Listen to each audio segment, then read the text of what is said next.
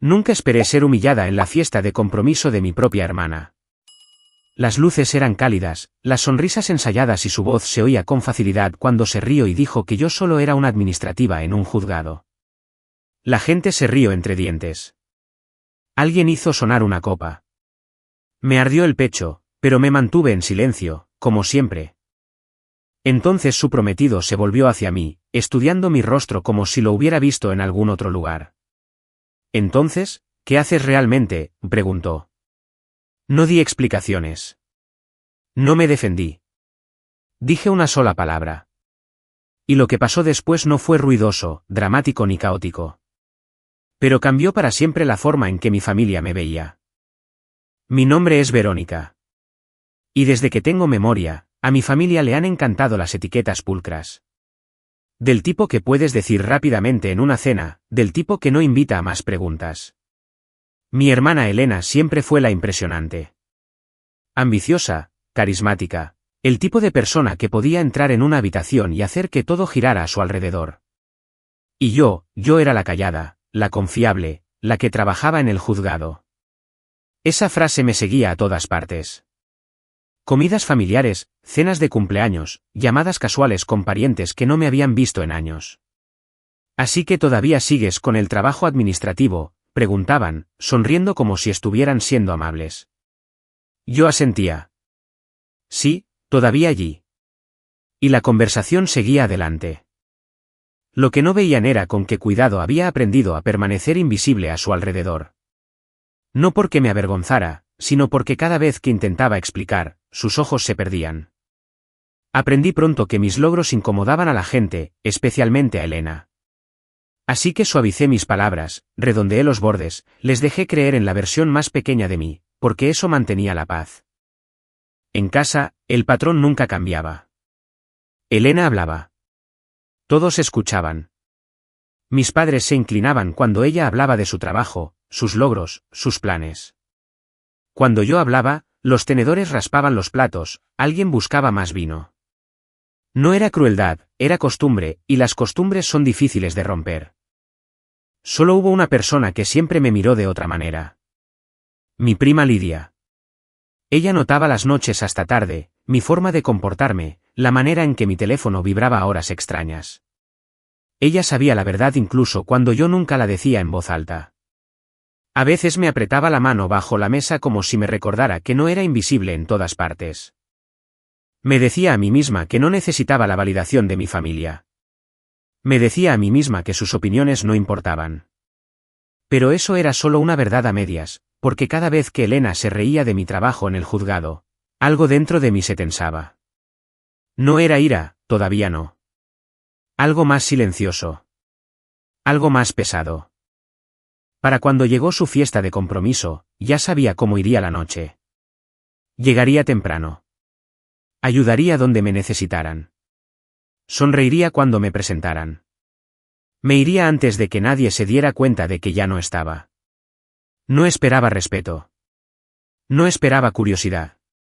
Lo que no esperaba era ser acorralada por una pregunta que se negó a dejar que la mentira sobreviviera un minuto más. La fiesta de compromiso fue exactamente lo que esperarías de Elena. Perfecta, exagerada y cuidadosamente diseñada para impresionar. Guirnaldas de luces se extendían por el jardín trasero como un atardecer de escenario. Flores blancas por todas partes. Una pancarta con sus nombres colgaba tan alta que parecía que nos estaba observando. Llegué temprano porque eso es lo que siempre hacía. Antes de que pudiera siquiera dejar mi bolso, mi madre me entregó una pila de servilletas y señaló hacia la mesa de las bebidas. «Puedes ayudar por allí», dijo, dándose ya la vuelta. Sin contacto visual, sin signo de interrogación. Para cuando los invitados empezaron a llegar, yo ya había rellenado el hielo 2 veces y limpiado una encimera que nadie había usado todavía. Me dije a mí misma que estaba bien. Estaba acostumbrada a este papel. Útil, silenciosa, fuera del camino. Entonces llegó Elena. Salió del coche, resplandeciente, un diamante captando la luz como si tuviera su propio foco. La gente se reunió a su alrededor al instante. Llovieron los cumplidos. Destellaron las cámaras. Su prometido Javier la seguía de cerca, impecable, tranquilo, sonriente. Como alguien que sabía cómo dominar una habitación sin esforzarse demasiado. Estrechaba manos, agradecía a la gente, escuchaba más de lo que hablaba. Al principio, apenas me miró. Elena se aseguró de que todos supieran lo exitoso que era. Grandes victorias, grandes pagos, grandes cifras que sonaban impresionantes pero que se desdibujaban después de un rato. Mis padres sonreían radiantes, como si hubieran tenido algo que ver en ello. Yo estaba de pie cerca del borde de la multitud, con mi copa de champán intacta, viendo cómo la misma historia que había visto toda mi vida se repetía. Entonces Elena me vio. «Ven aquí», dijo, haciéndome señas como si fuera una ocurrencia tardía. «Creo que no todos han conocido a mi hermana». Me pasó un brazo por el hombro y sonrió ampliamente. «Esta es Verónica. Trabaja en el juzgado». Unos cuantos asentimientos educados. Interés moderado. «Solo es administrativa», añadió Elena, riendo. «Mantiene las cosas organizadas. Contesta teléfonos. Ya saben cómo es». Alguien se rió entre dientes. Otra persona sonrió como si eso lo explicara todo. Sentí el calor familiar subir por mi pecho. El viejo instinto de suavizar las cosas, de quedarme callada, de dejarlo pasar, se activó. Miré mi copa y respiré lentamente. Esto no era nuevo. Solo era más ruidoso. Pero Javier no se rió. Me estaba observando ahora, observando de verdad. Su sonrisa se desvaneció ligeramente. Sus ojos escudriñaron mi rostro como si estuviera repasando recuerdos que no encajaban del todo. Vi el momento de vacilación, la pausa que no pertenecía a la escena. Se anunció la cena y nos movimos a la mesa. Tomé asiento cerca del final, exactamente donde se esperaba que estuviera. Se hicieron brindis. Elena lo absorbió todo. Luego levantó su copa de nuevo. Algunas personas defienden casos importantes, dijo, asintiendo hacia Javier. Y otras contestan teléfonos. ¿Verdad, Verónica? Sus ojos se dirigieron hacia mí, desafiándome a reaccionar. Fue entonces cuando Javier se giró completamente en su silla y me miró directamente. Espera, dijo lentamente. Verónica, ¿qué haces exactamente en el juzgado? La mesa quedó en calma. Todos los ojos se volvieron en mi dirección, y de repente no quedaba ningún lugar donde la mentira pudiera esconderse. Por un momento, nadie habló, no porque fueran educados, sino porque la pregunta no encajaba en el guión. Quedó suspendida en el aire, incómoda y expuesta, como un cable suelto de la pared. Sentí cada par de ojos sobre mí, sentí el peso de años presionando mis hombros. No respondí de inmediato. Miré mis manos apoyadas en la mesa. Un pulgar trazaba el borde de mi copa. La madera bajo mis dedos era fría, sólida, real. Podía oír el zumbido bajo de las luces exteriores, el débil sonido de los platos desde la cocina. La vida continuaba incluso mientras algo se resquebrajaba silenciosamente. En esa pausa, 1000 pequeños momentos se agolparon en mi mente. Cada fiesta en la que me habían pedido que ayudara a preparar. Cada cena en la que mi trabajo se resumía en una sola palabra que hacía sentir cómodos a los demás. Cada vez que había elegido el silencio porque parecía más fácil que ver la decepción parpadear en los rostros de mis padres. Recordé estar de pie en mi apartamento a altas horas de la noche, con los zapatos todavía puestos, releyendo notas, preparándome para otro largo día, sabiendo que nada de eso se mencionaría jamás en la mesa. Entonces me di cuenta de algo. No los había estado protegiendo al quedarme callada. Había estado protegiendo la versión de mí que ellos preferían, la más pequeña, la que no desafiaba el orgullo de nadie. Frente a mí, Elena sonreía demasiado. Tenía la mandíbula tensa, los ojos agudos, como si pudiera sentir el cambio, aunque aún no lo entendiera. Mi madre miraba fijamente su plato. Mi padre alargó la mano hacia su copa y se detuvo a medio camino, inseguro. Javier seguía mirándome, no impaciente, no burlón, solo esperando. El viejo instinto me dijo que lo suavizara, que dijera algo vago, que mantuviera la paz una vez más. Pero otro sentimiento surgió, tranquilo y firme. No era ira, no era venganza, era claridad. Si hablaba ahora, la verdad impactaría. Si permanecía en silencio, la mentira seguiría viva y yo seguiría encogiéndome para hacerle sitio. Comprendí entonces que no se trataba de avergonzar a mi hermana o de demostrar nada a una mesa llena de gente que nunca había preguntado de verdad. Se trataba de negarme a desaparecer más. Me erguí ligeramente en mi silla, dejé mi copa sobre la mesa. El sonido fue pequeño, pero cortó el silencio. Los latidos de mi corazón se ralentizaron. El miedo que había llevado durante años aflojó su agarre lo suficiente.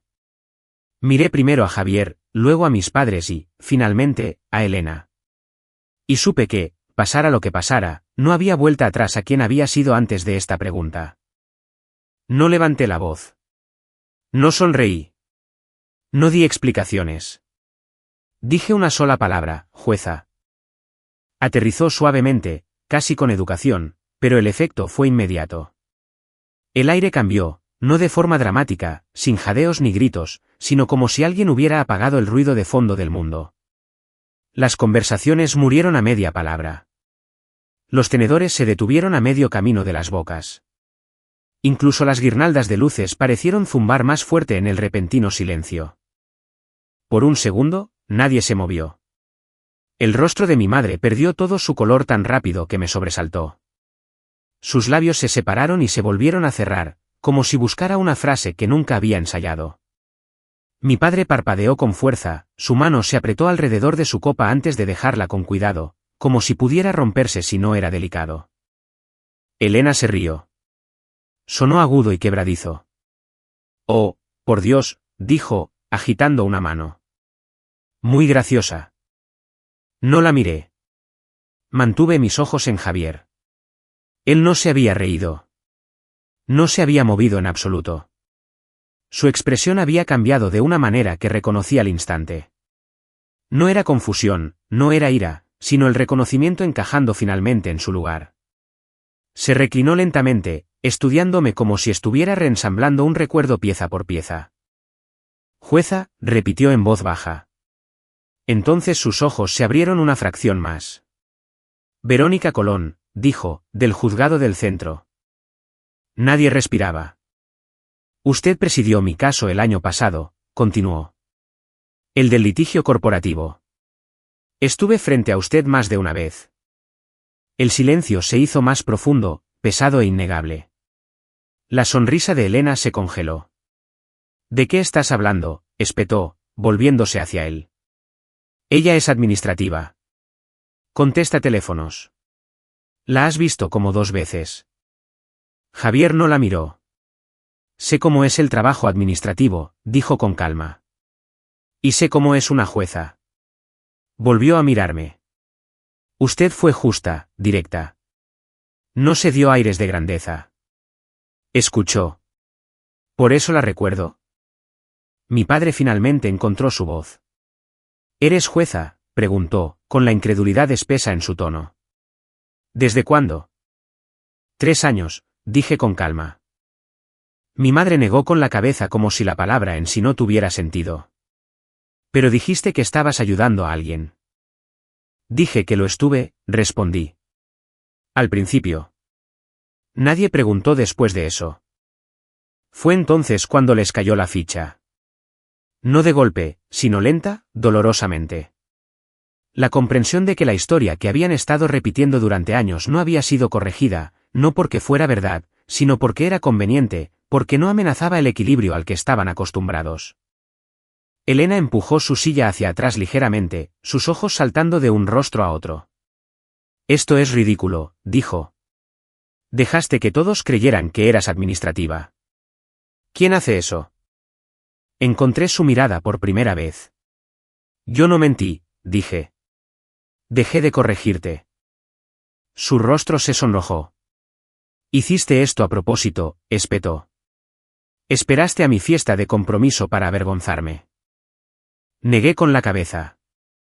Tú te avergonzaste a ti misma. Respondí a una pregunta que hiciste delante de todos.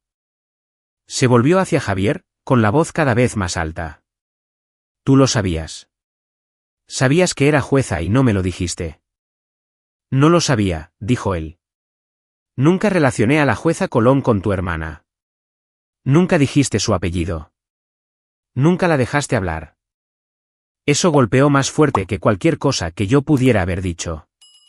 Alrededor de la mesa, las reacciones se extendieron como ondas.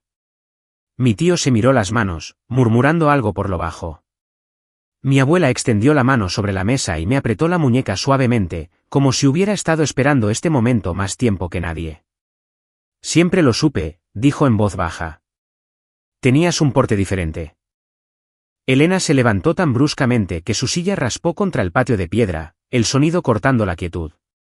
Esta es mi noche, dijo, con la voz temblorosa ahora. Y la has arruinado. Siempre haces esto. Siempre encuentras una manera de que todo se trate de ti. Permanecí sentada. No dije nada que no fuera mi respuesta tranquila. Hasta que te burlaste de mí. Hasta que me redujiste a una broma delante de tu prometido y de nuestra familia. Eso no fue accidental. Fue una elección. Su boca se abrió y luego se cerró. Por primera vez, no tuvo una respuesta preparada. Javier se levantó lentamente. Elena, dijo con cuidado. La forma en que le hablaste. Ella lo interrumpió. No. Se supone que debes estar de mi lado. Estoy del lado de la verdad, dijo él. Y no sé cómo no me di cuenta de esto. Cómo dejé que hablaras así de tu propia hermana. Ese fue el momento en que todo se rompió. No de forma ruidosa, no explosiva, sino por completo. Elena miró alrededor de la mesa y se dio cuenta de que la órbita había cambiado. La atención que siempre había acaparado ya no era suya. Nadie se reía. Nadie la defendía. Incluso mis padres estaban sentados, congelados, atrapados entre la hija que siempre habían elogiado y la que nunca habían visto de verdad. Esto es increíble, susurró. ¿Crees que eres mejor que yo ahora? Negué con la cabeza. No. Creo que por fin he dejado de fingir ser menos. Me miró fijamente durante un largo segundo, algo crudo y asustado parpadeando detrás de su ira. Luego se dio la vuelta y entró en la casa, sus tacones golpeando el suelo como signos de puntuación al final de una frase. Javier vaciló. Me miró. Había conflicto en sus ojos, pero también respeto. Necesito hablar con ella, dijo en voz baja. Asentí. Después de que se fueran, la mesa permaneció en silencio. El champán se calentó. Los platos quedaron intactos. Mi madre finalmente tomó mi mano. ¿Por qué no nos lo dijiste?, preguntó, con voz débil. No me aparté. Porque cada vez que intenté ser vista, dije, ustedes miraron hacia otro lado. Nadie discutió eso. Y en esa quietud, sentí algo desconocido instalarse en mi pecho. No era triunfo, era alivio. Como si finalmente hubiera soltado un peso que había estado cargando durante años y me diera cuenta de que no tenía que volver a recogerlo. A la mañana siguiente, me desperté con un teléfono silencioso y una extraña sensación de calma. Sin pavor, sin repasar la noche en mi cabeza, solo la luz del sol a través de las persianas y el zumbido constante de la ciudad fuera de mi ventana. Luego empezaron a llegar los mensajes. Llamadas perdidas, largos mensajes de texto, breves disculpas que se sentían torpes pero sinceras. Parientes que de repente querían ponerse al día. Mis padres dejaron 2 mensajes de voz. No escuché ninguno. Hacia el mediodía, llamaron a mi puerta. Era Javier. Parecía cansado, como alguien que no había dormido, pero que había pensado mucho. Nos sentamos en extremos opuestos de mi sofá, con el café enfriándose entre nosotros. No puso excusas. No la defendió. No puedo dejar de verlo ahora, dijo. La forma en que te habló, la forma en que todos lo permitieron. Asentí. No había nada que añadir. No sé qué significa esto para nosotros todavía, admitió. Pero sé que no puedo ignorarlo. Cuando se fue, el apartamento se sintió más ligero. No vacío, solo honesto. Unos días después, Elena apareció sin avisar. Sin maquillaje, con el pelo recogido, la versión de ella que nunca aparecía en las reuniones familiares. No nos abrazamos. No peleamos. Tenía miedo, dijo finalmente, de ser ordinaria, de ser la segunda. Le creí. No estoy aquí para competir, le dije. Nunca lo estuve. Ella asintió lentamente, como si escuchara eso por primera vez. No nos volvimos cercanas de repente. Nada se arregló de la noche a la mañana. Pero algo había cambiado. Mis padres empezaron a hacer preguntas y a esperar de verdad las respuestas. Lidia me sonreía al otro lado de las mesas en las cenas y, por primera vez, no sentí la necesidad de explicarme en absoluto. Solía pensar que quedarme callada era lo mismo que ser amable. Estaba equivocada. El silencio no protegía a nadie. Solo enseñaba a la gente lo pequeña que podían hacerme. La verdad es que no le debes a nadie una versión más pequeña de ti misma solo para mantener la paz. Si alguna vez has estado ahí, ocultando tu crecimiento para que otros se sientan cómodos, no estás sola. Comparte tu historia en los comentarios. Y si esto resonó contigo, suscríbete. Mereces ser vista.